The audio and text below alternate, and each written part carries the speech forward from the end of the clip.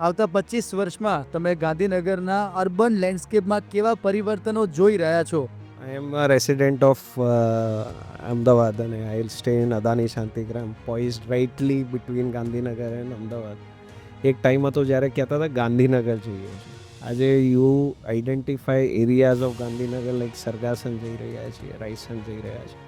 અને બહુ planned development છે. પ્લાન્ડ ઇન ધી સેન્સ કે ભાઈ તમને દરેક ટાઈપના બાયર માટે યુ હેવ સમથિંગ.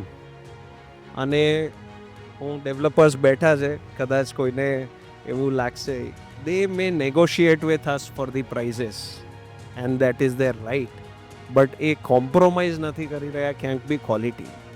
મેં જોયું છે કે ભાઈ આજે લાઈક દીપેશ મેન્શન્ડ કે ભાઈ ફર્સ્ટ પ્રોજેક્ટ ઓફ ગેબ્રિટ plumbing we had converted in Gandhinagar અને એના પછી there is no looking back.